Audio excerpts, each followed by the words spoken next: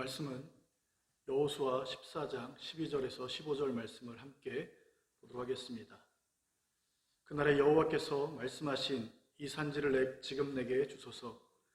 당신도 그날에 들으셨거니와 그곳에는 아낙 사람이 있고 그 성읍들은 크고 견고할지라도 여호와께서 나와 함께 하시면 내가 여호와께서 말씀하신 대로 그들을 쫓아내리이다 하니, 여호수아가 여분네 아들 갈렙을 위하여 축복하고 헤브론을 그에게 주어 기업을 삼게 하며, 헤브론이 그니스의 사람 여분네 아들 갈렙의 기업이 되어 오늘까지 이르렀으니, 이는 그가 이스라엘의 하나님 여호와를 온전히 쫓았습니다. 헤브론의 옛 이름은 기럇 아르바라. 아르바는 아낙 사람 가운데에서 가장 큰 사람이었더라. 그리고 그 땅에 전쟁이 그쳤더라. 오늘 말씀 제목은 마땅히 해야 할 일이라고 하는 제목으로 함께 말씀을 나누고자 합니다. 신자가 인생을 살아가면서 부정할 수 없는 것은 하나님이 베풀어 주신 은혜가 있다는 것입니다. 그 은혜를 받은 사람으로서 마땅히 해야 할 일을 놓치거나 망각하면 안 될 것입니다. 왜냐하면 주님께서 말씀하시길 아버지께서 일하시니 나도 일한다라고 말씀하셨기 때문에 우리가 게으르고 나태한 것을 주님은 결코 용납하지 않을 것입니다. 그러면 은혜 받은 자로서 마땅히 해야 할 일이 무엇이냐라고 했을 때 본문에 등장한 갈렙을 통해 가르쳐주는 것은 하나님이 주신 약속의 말씀을 이루며 살라는 것입니다. 하나님이 베푸신 은혜를 쫓아 출애굽한 이스라엘 백성들은 광야를 지났고 가나안 7족속과 31명의 왕을 무찌르며 약속의 땅을 차지하게 됩니다. 그 과정에서 하나님의 법궤를 앞세워 요단을 건넜고 길갈에서 할례와 유월절을 지켰으며 난공불락이라 불려졌던 여리고성도 무너뜨렸고 그 옆에 작은 성 아이도 점령하게 됩니다. 그리고 가나안 남부와 북부까지 점령한 후에 12지파에게 땅을 분배하게 됩니다. 그래서 여호수아 14장은 요단 서편 땅을 분배하는 과정을 보여주고 있는 것입니다. 이 과정에서 갈렙은 모세에게 이 산지를 달라고 요구하게 됩니다. 갈렙이 요구하는 이유가 무엇입니까? 좀 더 넓고 좋은 땅에서 잘 먹고 잘 살기 위함이 아니라 여호와께서 지난날 말씀하셨던 그 약속의 말씀을 이루고자 하기 위함입니다. 그래서 12절에 보면 그날에 여호와께서 말씀하시니라고 기록하고 있는 것입니다. 그럼 그날에 여호와께서 말씀하신 내용이 무엇입니까? 9절에 내 발로 밟는 땅을 영원히 너와 내 자손의 기업이 되게 한다는 것입니다. 이 약속의 말씀을 주신 하나님께서 10절과 11절에 나를 85세 동안 강건하게 생존할 수 있도록 하셨고 또 싸움에 나갈 정도의 강건함도 주셨다라고 말하고 있습니다. 지금 갈렙이 요구하는 이 산지는 어떤 곳입니까? 아무도 없는 황무지 아니면 아무도 관리하지 않는 그러한 땅이 아니라 12절에 보면 여전히 네피림의 후손이라 불려졌던 아낙 자손들이 있고 성읍들은 여전히 크고 견고하다라고 표현하고 있습니다. 이는 지난날에도 막강했을 뿐만 아니라 지금도 막강하기 때문에 누구라도 쉽게 점령할 수 없는 곳을 이야기하는 것입니다.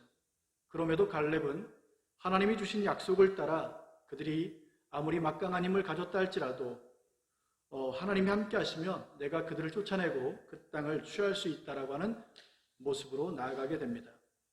이에 여호수아가 갈렙을 위하여 축복하고 헤브론으로 기업을 삼게 하니 15절에 하나님의 은혜로 마침내 그 땅을 취하고 결국 전쟁은 그치게 되는 것입니다. 여기서 중요한 것은 하나님은 어떤 자에게 약속의 말씀을 주시는가 하는 것입니다. 첫째, 믿음의 사람에게 그 약속의 말씀을 주시는 것을 볼 수 있습니다. 갈렙은 어떤 사람이냐? 믿음의 사람이었습니다.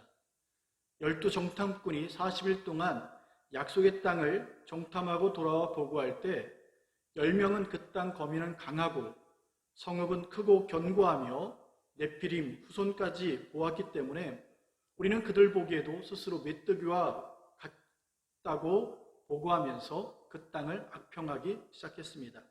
이 보고 때문에 이스라엘 백성들은 밤새 울며 통곡했고 애굽으로 돌아가자라고 원망하며 불평하게 되는 것입니다. 이 모습에 진노하신 하나님은 그들에게 전염병으로 그들을 멸한 뒤에 모세를 통해 다시금 하나님의 나라를 이루겠다라고 말씀했지만 이 진노를 거두어 달라고 모세는 기도하게 됩니다.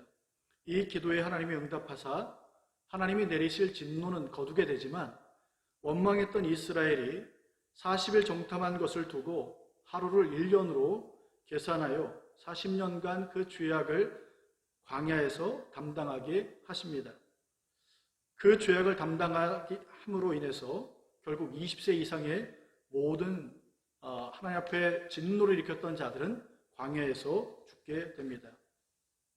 그리고 출애굽 1세대는 광야에서 다 죽게 되지만 하나님이 우리와 함께 하시니 저들은 우리의 밥이라고 외치며 올라가 싸우자라고 믿음으로 보고했던 여호수아 갈렙, 이 두 사람은 죽지 않고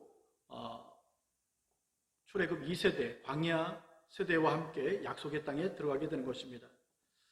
이것을 보면 갈렙이 얼마나 믿음의 사람이었는지 알 수 있습니다. 이처럼 환경이나 여건보다 하나님의 말씀을 중히 여기는 믿음의 사람, 그 갈렙에게 약속의 말씀이 주어졌던 것입니다.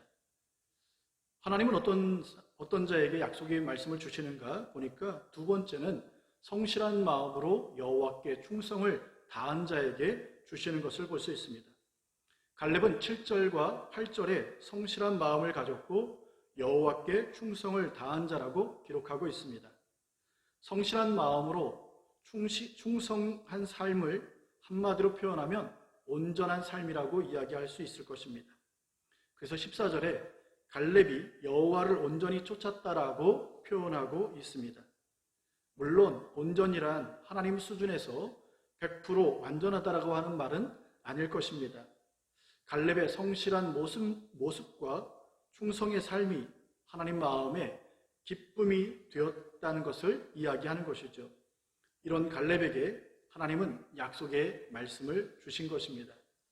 그 약속의 말씀을 붙잡고 살아가던 그 갈렙에게 하나님이 주시는 축복이 무엇입니까? 바로 약속의 성취입니다. 약속의 성취를 다른 말로 표현하면 약속의 현실화라고 할 수 있습니다. 그래서 15절에 그 땅에 전쟁이 그쳤다라고 하는 것은 갈렙이 그 땅을 취했다라고 이해해야 합니다. 하나님 앞에 믿음으로 온전한 삶을 살아가는 갈렙에게 약속의 말씀을 주시고 그 말씀을 이룰 수 있는 역사를 하나님이 허락하는 것입니다. 우리가 믿고 따르는 또한 본받아야 될 주님 역시 마태복음 26장 56절에 이렇게 된 것은 다 선지자들의 글을 이루려 함이라고 말씀하고 있습니다. 이때 이렇게 된 것이 무엇인가 그 내용을 살펴보니 주님께서 겟세마네 동산에서 땀방울이 핏방울이 되도록 기도하시고 군병들에게 잡히게 된 일을 말하고 있습니다. 이때 제자들은 다 예수를 버리고 도망가 버렸습니다. 그런데 주님이 이 땅에 오신 이유가 무엇입니까?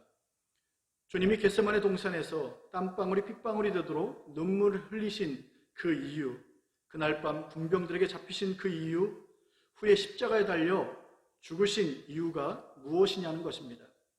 주님이 힘이 없거나 무능력해서 십자가에 달린 것이 아니라 하나님과 본체시기 때문에, 하나님과 동등되기 때문에 하나님과 같은 전능함을 가진 주님이기에 뭐든지 할 수 있는 능력을 가졌지만 하나님의 말씀을 따라 그 말씀을 이루기 위해 십자가를 감당했던 것입니다.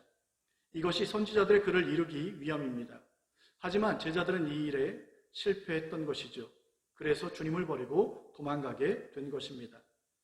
그럼 누군가는 이렇게 말할 수 있습니다. 주님을 친히 따랐던 제자들도 실패했던 그 일을 연약하고 부족한 우리가 어떻게 성취할 수 있냐라고 말할 수 있습니다. 이에 대해 성경은 우리 노력이나 열심 그리고 결단으로 되는 일이 아님을 가르쳐주고 있습니다. 수제자 베드로는 늘 주님 곁에 가장 가까이 있었고 묻제자가 따르지 않는 장소에도 함께했으며 때로는 무리를 걷는 기적도 체험했고 그는 죽기까지 주님을 따르겠다라고 하는 그러한 고백도 하게 됩니다. 하지만 주님을 정말 따라가는 삶은 불가능했습니다. 그럼에도 그런 베드로가 말씀을 따라 살아가는 참 제자가 될 수 있었던 비결이 무엇입니까? 주님이 약속하신 보혜사 성령 하나님을 만나게 되고 그 성령님이 임하게 된 것입니다. 사도행전 2장엔 오순절 성령 강림 사건이 기록되어 있습니다. 주님을 온전히 따르지 못했던 제자들, 하나님 말씀대로 살지 못했던 제자들이 오늘날 한 곳에 모였던 것이죠. 그때 하늘로부터 급하고 강한 바람 같은 소리가 온 집에 가득하더니 마치 불의 혀처럼 갈라지는 것들이 각 사람이 이에 임하게 되는 것입니다.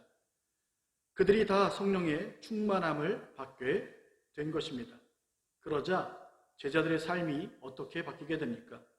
주님을 모른다 배반하고 외면하고 도망갔던 제자들이 성령의 충만함을 입고 나니 십자가에 못 박은 예수를 하나님이 다시 살리사 주와 그리스도가 되게 하셨다라고 선포하며 복음을 증거하는 사명을 감당하게 되는 것입니다. 하나님의 말씀대로 사는 것이 은혜 받은 신자의 본분이지만 그럼에도 그 삶은 내 결심이나 의지나 열심으로 되는 것이 아님을 우리가 기억해야 합니다. 십자가 앞에서 나를 부인하고 나를 십자가에 못 박아 죽인 그 심령에 보혜사 성령 하나님이 임하실 때 비로소 말씀을 따라 살아갈 수 있는 그 힘도 얻게 되는 것입니다. 우리 모두 갈렙처럼 믿음으로 온전함으로 주신 말씀을 이루며 살아감으로 각자에게 주어진 산지를 취하며 그 땅의 전쟁이 그치고 하나님 나라가 임하는 귀한 역사가 일어나기를 주님의 이름으로 축복합니다. 기도하겠습니다. 이제는 우리 주 예수 그리스도의 은혜와 하나님 아버지의 무한하신 사랑하심과 성령님의 감화감동 교통하심이 오늘 예배를 드린 모든 성도들 머리 위에 또 가정 위에 직장 위에 이제로부터 영원토록 함께 하시옵기를 주 예수 그리스도 이름으로 축원하옵나이다. 아멘.